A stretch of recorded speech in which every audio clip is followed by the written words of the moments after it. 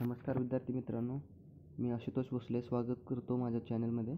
आज तर आपण पाहून घेऊयात ही PDF. 2-4 मागच्या एका आठवड्यामध्ये एक नोटिफिकेशन आली होती की ड्रग इन्स्पेक्टरचा एक्सपिरियन्स क्रायटेरिया काढून टाकलेला आहे. त्यामुळे आता जे पण फायनल इयरचे विद्यार्थी असतील, फार्मसीचे विद्यार्थी असतील, तर ते सगळे आता एलिजिबल आहेत हे एक्झाम देण्यासाठी. तर पाहूया आपण की याचा काय सिलेबस आहे.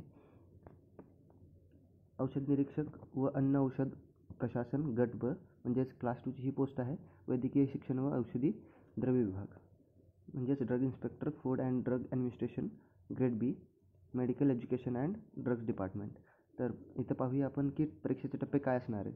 तर ही लेखी परीक्षा असणार आहे 200 गुणांची आणि मुलाखत असणार आहे 50 गुणांची. तर टोटल मिळून झाले 250 मार्क्स. ठीक आहे. नंतर आपण पाहूयात विषय व संकेतांक. याच्यामध्ये विविध अभ्यासक्रमानुसार आधारित 910 म्हणजेच इथं प्रश्नसंख्या असणार आहे 100. एका प्रश्नाला 2 मार्क्स असे 200 मार्क्सची एक्झाम असणार आहे. कालावधी फक्त 60 मिनिट 1 तास राहणार आहे. पदवी काय असेल तर दर्जा काय असेल तर पदवी म्हणजे ज्यांची डिग्री सगळ्यांची कंप्लीट आहे ते सगळेजण एलिजिबल आहेत. माध्यम असणार आहे इंग्रजी.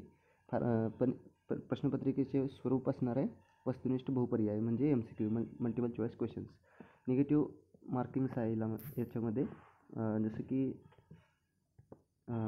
प्रत्येकी 4 चुकीच्या उत्तरासाठी एका प्रश्नाचे गुण वजा करण्यात येतील. म्हणजे जर समजा 4 प्रश्न चुकले म्हणजे 0.25नी मायनस होणार आहे. अंतिम गुणवत्ता यादी ही वस्तुनिष्ठ परीक्षेतील मुलाखतीतील एकत्रित गुणांवर आधारित राहील. आता बघूयात सगळ्यात महत्त्वाचं आपण बघूयात अभ्यासक्रम काय काय दिला.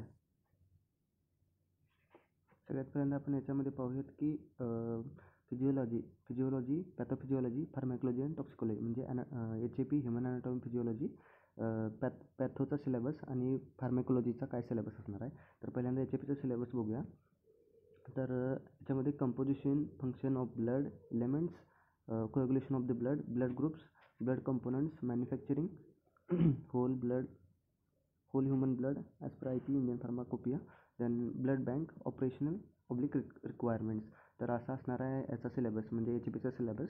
जे काही ब्लडच्या रिलेटेड जेवढं काही सगळे जे कंपोनंट्स आहेत ते HAPमध्ये कवर केले आहेत. दुसरं आहे पॅथोफिजिओलॉजी, STD म्हणजे sexually transmitted diseases, AIDS, immuno acquired deficiency syndrome म्हणजेच एड्स, HIV एड्स म्हणतो आपण त्याला, हायपर सेन्सिटिव्हिटी अँड HBsAg म्हणजे आणि HBsAg म्हणजे hepatitis B surface antigen. Okay. हा झाला पॅथोफिजिओलॉजीचा सिलेबस. आता बघूया आपण फार्मॅकोलॉजीमध्ये factors modifying drug action, drug affecting coagulation म्हणजेच ब्लडवरती अफेक्ट होणारे ड्रग्स. परत आहे अँटी हायपरटेन्सिव्ह ड्रग्स, BPवरचे ड्रग्स, नंतर antipyretic drugs, analgesic, antitussive, sedative, hypnotics, opioids, NSAID, local anaesthetics, chemotherapeutic agents including anticancer drugs, antifungal drugs, drugs affecting central nervous system, antidiabetic drugs, contraceptive drugs, hormones and drugs acting on uterus. हे झाला फार्मॅकोलॉजीचा. आता दुसरा आहे toxicology, classification of poison, chelating agent and heavy metals and their antidotes. ठीक आहे. नंतर आहे microbiology, sterilisation procedure, aseptic techniques, disinfectants, pyrogens, LAL test तुम्ही कमेंटमध्ये सांगायचं की लाल टेस्टचा लॉंग फॉर्म काय. ॲसे ऑफ अँटीबायोटिक्स किंवा vitamins, biochemical serological, virological techniques, BOD, different media, microbial drugs resistance, microbial limit test, pathogenic organism of common occurrence. नंतर आहे biochemistry and chemistry of drugs pharmaceuticals. याच्यामध्ये DNA, RNA, nucleic acid and their components, enzymes, metabolism of protein, carbohydrates, lipids, recombinant DNA and its application, immunological product, vaccine and sera. हे असणार आहे याच्यामध्ये बायोकेमिस्ट्रीमध्ये. दुसरं आहे केमिस्ट्रीमध्ये काय असणार आहे तर isomers, tautomers, fermentation, synthesis of antibiotics, diazo reactions, chemistry of steroids. हे असणार आहे ह्याच्यामध्ये केमिस्ट्रीमध्ये. आणि आपण बघूया आता फार्मास्युटिक्समध्ये काय असेल तर doses form, sustain release doses form, entry quoted new drugs, parental drugs, good manufacturing practice, GMP, GLP, good laboratory practices, routes of administration, preservatives, suspending emulsifying agents, types of vehicles, types of waters, storage condition of the pharmaceuticals. नंतर आहे principle application of pharmaceutical ॲनालिसिसचा syllabus आहे हा. Principle and application of analysis, UV spectra, IR, HPLC, GLC, atomic absorption, HPTLC, LCMS, limit test, heavy metals, devices and switchers हे असणार आहे pharmaceutical ॲनालिसिसमध्ये. आता सर्जिकलमध्ये काय काय आहे तर मेडिकल डिव्हाइस स्विचर्स. आता पुढचा आहे फार्मास्युटिकल ज्युरिस्प्रुडन्सचा सिलेबस. त्याच्यामध्ये लॉ आहेत. लॉ त्याच्यामुळे कशाचे लॉ आहेत ते पाहूया आपण. Drug consultative committee, DCC, drug technical advisory board, DTAB, misbranded, standard, spurious, unrelated drug याचे डेफिनेशन्स, गव्हर्नमेंट ॲनालिस्ट ड्युटीज, त्याचे ड्युटीज काय असतात, गव्हर्नमेंट इन्स्पेक्टर तो कोणत्या सेक्शनच्या अंडर येतो, त्याचे लॉज काय आहेत, पॉवर काय आहेत, परत त्याची procedure, definition, schedule, etcetera etcetera. ठीक आहे. नंतर पाहूयात knowledge and related to pharmaceuticals oblique medical field.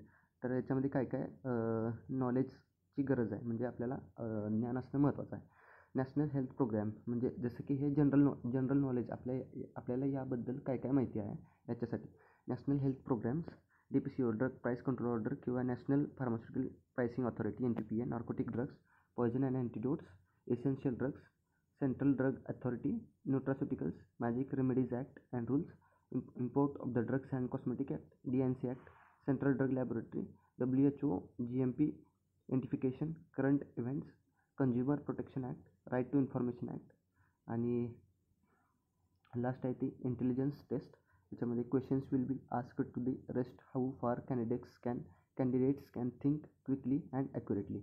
तर अशा प्रकारे आपल्या ह्याचा सिलेबस आलेला आहे आणि बहुतेक जणांना माहीत असावं की एक्सपिरियन्स क्रायटेरिया हा काढून टाकलेला आहे. त्यामुळे प्रत्येकाने आता तयारीला लागा.